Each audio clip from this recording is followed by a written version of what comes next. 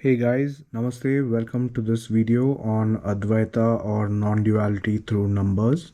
So I want to start off, get dirty with the topic and get started right away without beating around the bush.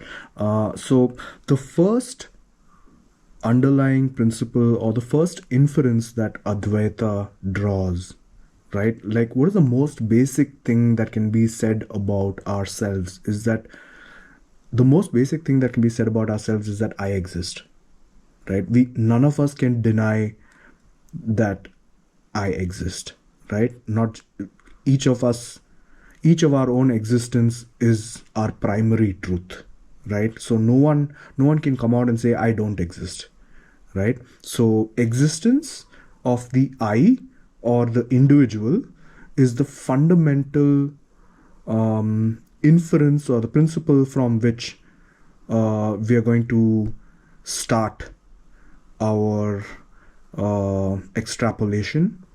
Okay, so this I is something that cannot be denied, right? You see me writing I.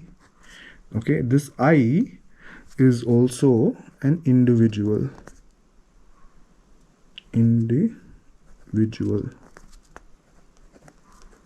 or ego. Okay, and what is the meaning of the word individual? Numerically individual means one, right? So the number one exists. This is something that cannot be denied. I exist, therefore number one exists, right? So one has come into play. Okay, so now let's look at it like this, right? You're sleeping in the night, you're in deep sleep. There is no time, and then it's just all blank. Deep sleep is the kind of sleep that you have when you don't have any dreams, right? You're sleeping, it's like deep sleep. You're sleeping so soundly you can't even tell the time passing, right? And you wake up in the morning, and as soon as you wake up, what happens is that your ego kind of rises. Okay, and once your ego rises from this deep sleep state, does your ego just exist by itself, or does it hold on to a thought or an object of thoughts immediately, right? So as soon as we wake up, the individual ego holds on to stuff, right? All the stuff that's a part of our lives, right? So maybe it's my dog that I need to take for a walk, it's my job, it's my wife, it's my kids, it's stock market, or it's my chores, right? So basically what we understand by this is that the ego, as soon as it rises, this individual ego starts holding on to different objects and thoughts, right? And then our day begins. This is how our day begins, and then this goes on all the way until we go to sleep, right? And then the next day, again in dream, actually what happens is that the individual ego starts holding on to other thoughts and other objects, right? Which is pretty insane. It's only in deep sleep that the ego is not really holding on to anything, right? That's why we have a blank during our deep sleep state. Basically what that means is that this I or this individual ego cannot exist by itself, especially in our waking and our dream states, right? And it exists only by holding on to other objects. So what that means numerically is that 1 gives rise to other numbers like 2 and 3 and 4, right? And so on and so forth until infinity. There are infinite number of objects and thoughts and emotions that we can hold on to, right? So now we have a number system that's been generated from 1 to 2 to 3 to 4 all the way up to infinity. So few things that I want to help you guys understand before we move on to the next subtopic, right? One is the ego cannot exist by itself. It always exists by holding on to thought objects, right? And the second point, when we look at this numerically, the number 1 gives rise to all the other numbers, right? None of these other numbers can exist without the number 1. For all these other, right from 2 to infinity, all these numbers exist only because the number 1 exists, right? If number 1 does not exist, then 2, 3, 4, you cannot come up with these additional numbers, right? So that's the number theory aspect. Okay. So basically what happens is that, another thing that we've kind of concluded about this is that life ends up becoming a kind of a cage, right? Where this I is constantly holding on, this I individual ego is always holding on to different thought objects, and this is going on throughout our waking life, throughout our dream state, and this goes on throughout our life. So basically we are living our entire life trapped in thoughts, right? We're living our entire life trapped in thoughts, right? And whatever it is that we're doing, thoughts are coming up and spoiling the fun, right? And I think that's why also a sexual union, for example, or a psychedelic experience like a drug experience is very addictive.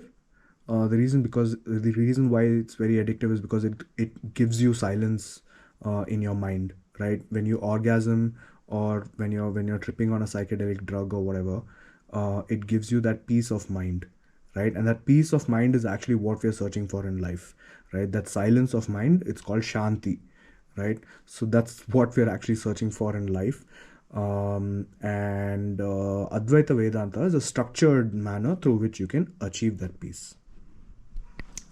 So one thing I want to help you guys understand about material life is the Western style of the approach, Western approach to life, is that this individual ego is expected to experience as many different objects as possible in this universe, right? So for example, we are not happy, NASA is not happy with exploring the moon. NASA wants to explore Mars. After Mars, NASA wants to explore Venus. Then they want to send an orbiter to Jupiter, right? Then they want to send something and find out the edge of the universe, right? So it keeps going on and on and on. So I think the fundamental idea is that Western style of thinking encourage us to go outwards. Okay, outwards. I hope you can see that, and it encourages to experience multiplicity. Okay, now spiritual. This is the West. Okay. Because these are the guys who are driving the human civilization right now, majority of the human civilization. However, spiritual life is not concerned with finding out, exploring multiplicity. Spiritual life says, the basic understanding of spiritual life is, if I don't know who I am, what is the point of going to Bali? What is the point of vacationing in Maldives? I don't know who I am. Let me find out who I am first. Then we'll come to Bali, we'll come to Maldives, we'll come to Japan, right? But unless I know who I am, it makes no sense for me to go out and try to experience all of these objects, because that's only going to lead me to more and more thought. Right, every time this ego is attaching itself to a new object, more and more thought arises, right? So more and more garbage in the head. That is what spiritual life tries to reduce. Spiritual life is about reducing the garbage that's in your head, reducing the number of thoughts that you have in your head, and finding out who you are in the first place, right? So spiritual life actually goes backwards, inwards. It goes inwards, right? And excuse me.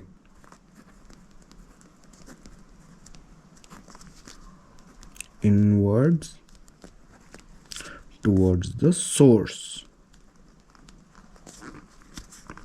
Okay. Who am I? That is the main driver for the spiritual approach. Okay. So Let's look at this from a number perspective. If you look at this from a number perspective, 1 gives rise to all the other numerals, right? And then it goes on all the way up to infinity. There's no end to it. But spiritual life expects you to go back to the source, which means you go back to number 1, and then you try to find out, where did this 1 come from? What is the source of the 1? So if you look at our numeral system, we are much like the Western numeral system. We're like the Romans, right? The Romans started with 1. So Adi Shankaracharya came up with a wonderful technique which he advised to be used in order to go back and find out the source of who you are, right? So he gives us a technique for that. That technique is called Neti Neti. Okay, I'm gonna write it here. Neti Neti Neti. Okay, or negation. It means negation, right? Numerically, it means negation means subtraction, right? What this means is, see, all these things are there, right? All these things are there in your life. How do you find peace? You're getting spammed by all of these things, right? So you're saying, okay, the chores are there. I'll do the chores, but I won't worry about it. Okay, stock market is there. It's crashing today. Modi announced that we're going for a war with Pakistan and China at the same time. So the stock market crashed. Okay, fuck, I'm not going to care about it. If I need to sell my stocks, I'll sell them as soon as I can.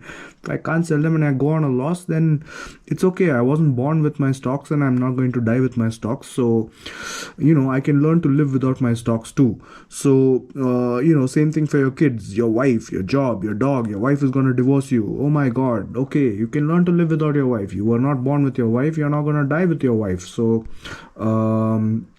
your dog, and so all of these things, so on and so forth, right? So what you do is basically, see, the idea is not that you get rid of your wife, or you don't throw your wife and kids out of your house. That's not what I'm trying to tell you, right? The idea is to cultivate detachment, right? You cultivate detachment. It's okay for you to drive a Tesla, right? But don't be attached to the Tesla. It's okay for you to have an iPhone 20, right? That's not a problem. But don't be attached to it. Don't let it affect your ego, right? Don't let it say, oh, I have an iPhone 20, but Neil doesn't have an iPhone 20, which means I'm superior to Neil. No, that's not the way to go. That's giving food for more and more thought, right? You're getting caught up more and more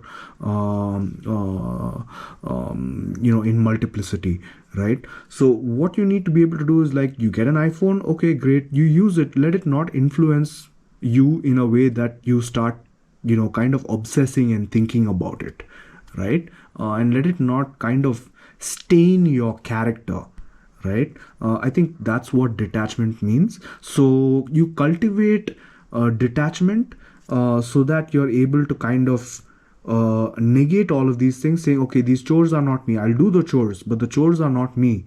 I'll play on the stock market, but I am not the stock market. When I sit down to meditate, the thoughts of the stock market should not affect me, because when I sit down to meditate, I want to only be by myself.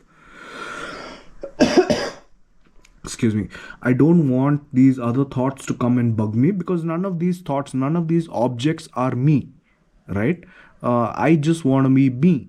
I don't want to be affected by any of these objects, right? That's the way we're going back to the source. Every time you hold on to the object, if you're holding on to the object, then you're not going back to the source. You're sitting in number 4, you're sitting in number 3, you're sitting in number 27, you're sitting in number 856, right? You're not going back to the source. So only way to go back to the number 1 is by subtracting, right? So slowly, one by one, you subtract all of these things. It doesn't mean removing these things from your life. Some objects are harmful, right? So maybe alcohol or cigarettes or whatever, right? So maybe you might drugs or other addictions that you might have, right? Gambling or sexual addictions. You might want to be able to remove these things physically from your life in order to be able to go back to the source, right? But the idea in general is to be able to cultivate a level of detachment so that these objects do not kind of bind you down, right? Bind this individual ego down, right? With thought, right? And that's how you kind of go back. So if you keep subtracting all from 1 minus 1 minus 1 minus 1 minus 1 minus 1 minus 1 minus 1, eventually you'll go back to the number 1 alone. You'll go back to the number 1 alone, right? Number 1 means ego, right? So you remove all these objects, You go in this direction, you remove all these objects through neti. Excuse me. Then you will be left with the individual ego. So let's analyze this individual ego now. What I want you to do is I want you to pause this video, right? I want you to close your eyes for 10 seconds. That's it. It's just a 10-second meditation that I'm giving you. 10 seconds, you close your eyes and you find this goddamn ego. This ego is ruining your life. This individual I thought, right? I am happy, I am sad, I am a dog, I am a job, I am my wife, I am a kids. It's ruining your life. It's running your entire life, right? So find out who this bastard is. Find out who this individual ego is. Right? Find out who this individual ego is. Who is this individual ego, right? So close your eyes and just call out within your head. You have to think this thought. You have to think I. You have to think I with your eyes closed. I, and see what comes up, right? See what comes up. What you'll realize is that you'll get maybe like 1 or 2 seconds, a small burst of silence. You'll get a small burst of silence. You'll get a small burst of blankness, right? When you ask inside, who am I? I, come out ego, I.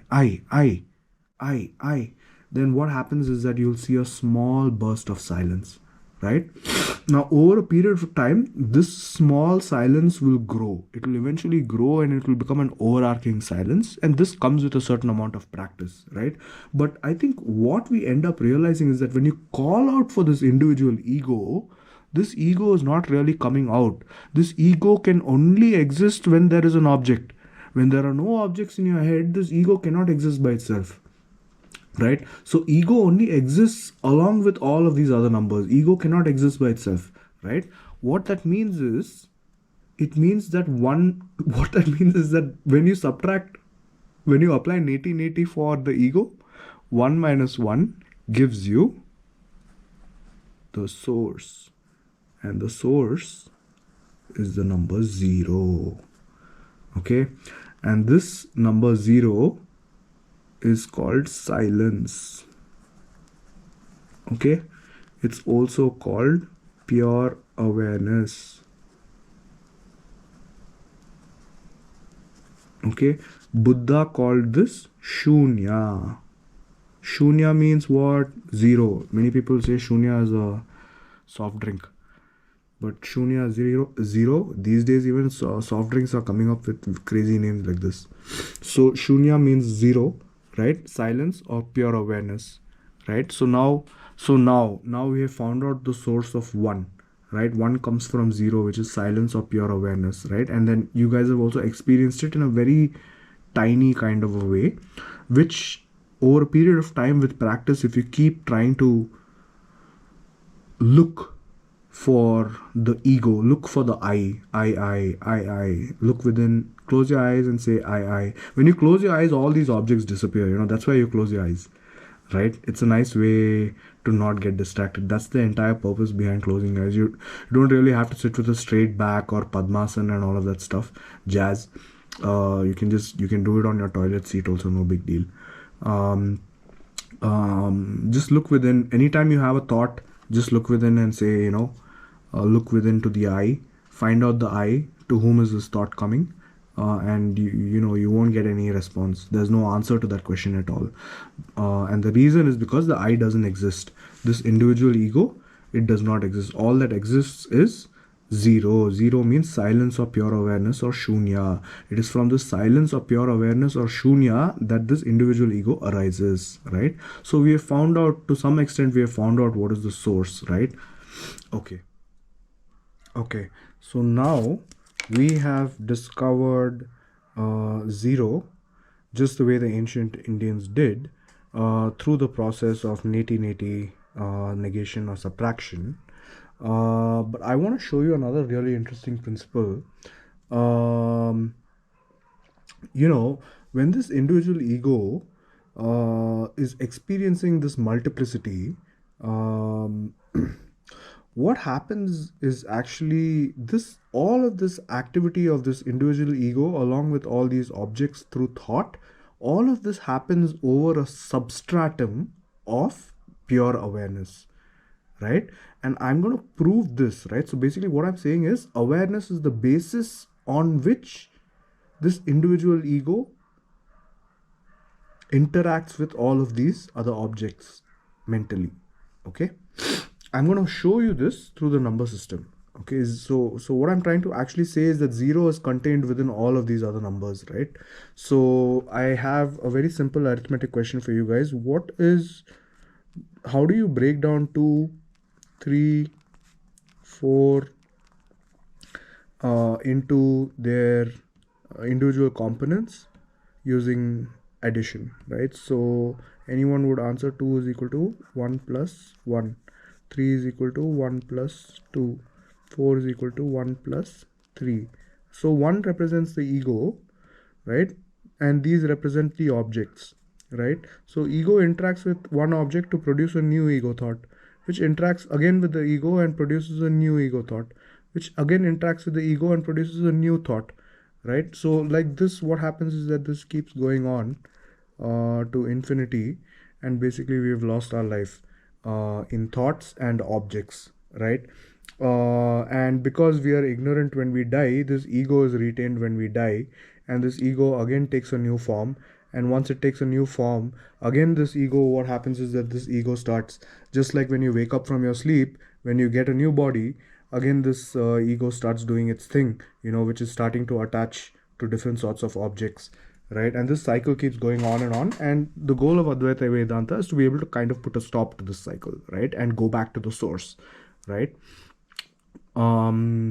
So what is a profound Advaitic answer to this particular question, right? 2 is equal to 1 plus 1. Adi Shankaracharya would have answered it like this. He would have said 2 is equal to 1 plus 1 plus 0. 3 is equal to 1 plus 2 plus 0. 4 is equal to 1 plus 3 plus 0, and so on and so forth, right? So remember, 1 is ego, right? 1 is the individual or the ego, right? 1 is individual or ego, right? Individual itself means 1. Okay, and these are objects. All of these are objects, right? All of these are objects, right? So this is the ego, this is an object, and this 0 is pure awareness. 0 is pure awareness, right? So what this means is that pure awareness, so this is correct, this is also correct, but this is more profound, right? So even though 0 has no value, it doesn't kind of affect the thought process and the interaction with multiplicity that's going on, although it lies at the substratum, right? Now the problem is that most of us are carrying out experiencing life, this ego is experiencing its life through objects, right? And we only end up kind of getting lost in the object that we're experiencing, right? When I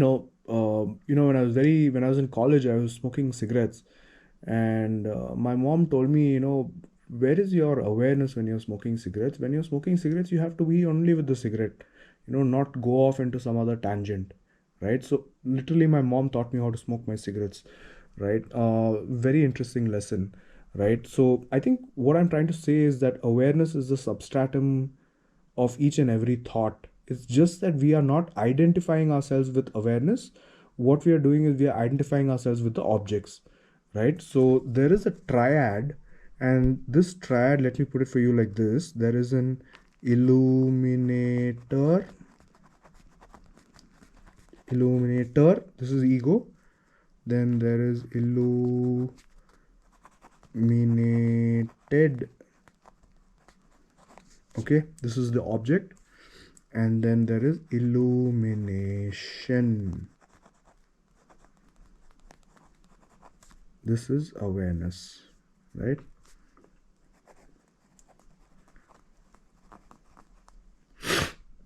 So what you want to do is you don't want to be this illuminator can't exist by itself. That is something that we already saw. When we look within and we try to find this ego, it doesn't rise, right? This ego is elusive. This object is what we end up holding on to, right? But what we really need to be holding on to is awareness or illumination. We need to be able to see the 0 in this equation, right? So what we end up doing is we only see these. We see ego and we see object. We don't see the 0, right? It's only Shankaracharya who comes and brings this 0 and tells you, look, You need to be aware of your daily actions. You need to be aware of all your thoughts. And that awareness, this knowledge, this wisdom that zero is a part of this equation, is the same as saying, I am driving a car, and I'm not going off into parallel thoughts, but I'm remaining aware of myself driving the car. I'm driving the car with awareness, perfect awareness, right? And then resting as that perfect awareness will take you to the source, right? Okay, but it doesn't actually end here. See, I'll give you another quick example to differentiate between Hinduism and Buddhism, right? I'll talk to you about what is the fight between Hinduism and Buddhism. Where do Hinduism and Buddhism disagree with each other? What is the difference between these two religions, right? So Buddha came up to the zero. He came up to Shunya. He came up to pure awareness and silence, pure absolute silence, stainless silence, right? And this stage is called enlightenment, right? So Buddha is always called an enlightened soul. No one, I don't think you'll ever hear anyone saying that Buddha is a self-realized soul. So what is self-realization, right? Adi Shankaracharya, who came much after Buddha and kind of went beyond where Buddha went, right? Shankaracharya went to a state where there was omnipresence, omnipotence, infinity, right? So this is represented by the number infinity. So Shankaracharya said zero comes from infinity. Infinity is the ultimate state. Okay, so this is it, and that is called self-realization, right? I'll give you an example quickly with the help of very simple daily observation, right? So the clouds that move across the sky can be likened to all the thought objects, Maya, right? That kind of run amok in our head, right? The problem is that people who are stuck in Maya are stuck in thinking. They think, and then not only do they think, they end up identifying with their thoughts, right? I'm happy, I'm sad, I'm ugly, right? I'm not worth it. My life, I don't know what to do. I need to do this, I need to do that, I should have done this, I should have done that, right? So these are all the clouds. These are all clouds, right? But this is not reality. Why is it not reality? Because it appears, it persists, and then it disappears, right? No thought ever that you have had has come in and stayed there permanently. Yes, have you noticed? The thought always appears, persists, and then it disappears. So anything that appears, persists, and disappears can never be ultimate reality. Ultimate reality will be standing there like the rock of Gibraltar, right? It won't bloody move. It has always been there. It will always be there. It is there right now, right? So that is what is defined as reality, ultimate reality, or absolute truth, right? So now that your thoughts are in the form of clouds, what is your ultimate reality? Your ultimate reality is actually the sky over which the thoughts are coming and going. Now what Buddha said is that the sky is actually nothing. Yes, that is also true. If you look at the sky is nothing, right? So all these thoughts come and go over nothing. But what Shankara realized that it's not just nothing. The sky is also infinite. The sky is also everything, right? The sky is all pervading, right? That is what Shankara said, right? So self-realization is to be able to realize the all-pervading nature of yourself, right? This is also called consciousness, right? So just like awareness is the substratum of Maya, consciousness is the substratum of awareness, right? Personally, I have reached zero, right? I've touched zero multiple times. Like this one can never know zero, okay? Like the individual ego can never know pure awareness, right? It is impossible. It is only dissolution of the ego that reveals your true nature as being pure awareness, right? So never, when I write on my Facebook status, I never say I have reached pure awareness. I always say my true nature as pure awareness revealed itself, right? Because I can never touch it. Something can never be nothing, right? Lack of something reveals nothing. Okay, so the minute you say I am enlightened, its story is over, right? Because that is a thought, right? And enlightenment means absolute silence, no thoughts, right? So once you reach enlightenment and then you say, oh, I'm enlightened, you've screwed up your enlightenment. Okay, you go back to square one, right? So once you reach your enlightenment, the best way of expressing enlightenment is smiling in silence, right? That's the best way, because there's a certain amount of bliss in that silence as well, right? Consciousness is the substratum of pure awareness, which again is a substratum of the whole of Maya. So guys, today we have traveled inwards all the way up to pure consciousness. The Sanskrit word for the term consciousness is chitta, and the sages of yore used to describe Brahman or the self in three words. Those three words are Sat, Chit and Ananda. Sat means absolute truth, Chit means consciousness, and Ananda means eternal bliss, right? So these are the indicators of Brahman or the self. Now I want to quickly touch upon the awareness and consciousness, right? And getting a sense of understanding of both, right? So awareness is actually what is inherent in every sentient being. All sentient beings have awareness. Your crow has awareness, your peacock has awareness, the eagle has awareness, your cat has awareness, the whale has awareness. So all sentient beings carry awareness. But consciousness is something that is not just the substratum of awareness in all sentient beings, but consciousness is also present in inanimate objects, right? Inanimate objects need not be aware, but inanimate objects definitely have a certain degree of consciousness within them. And so for example, you can say a stone has a certain consciousness, a Boeing 747 has a certain consciousness, a Mercedes-Benz car has a certain amount of consciousness, a rock, a mountain, a river, all of these have different levels of consciousness, right? And this is the main reason why Hindus pray to inanimate objects as well. You'll see sometimes a lot of Hindus are praying to books, they're praying to their weapons, they're praying to their agricultural tools, they are praying to their cars, they're praying to their motorcycles.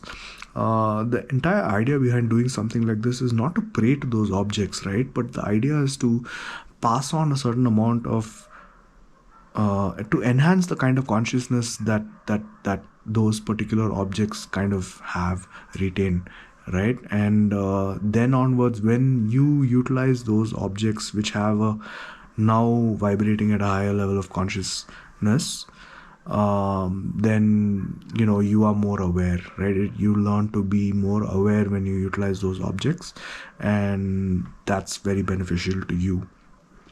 Now I want to also talk to you about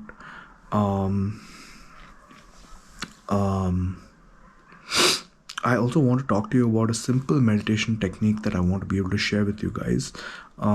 This technique is besides the other technique that I've already shared with you guys, which is the I meditation, where you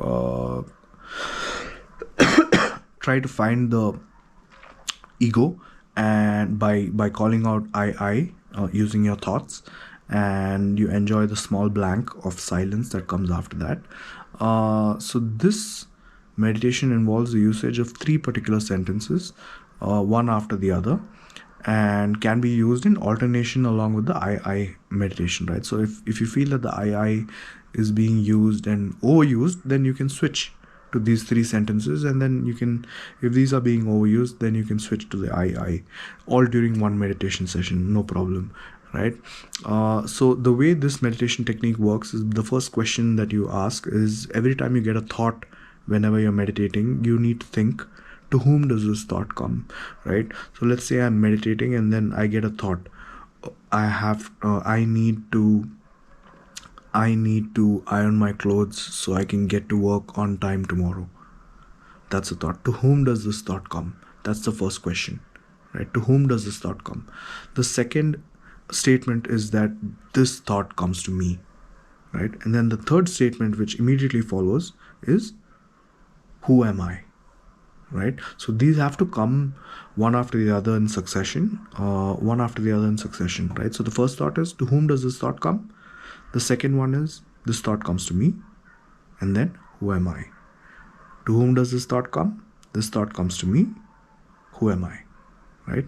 So I will kind of help you understand how this technique works as well. Take a look.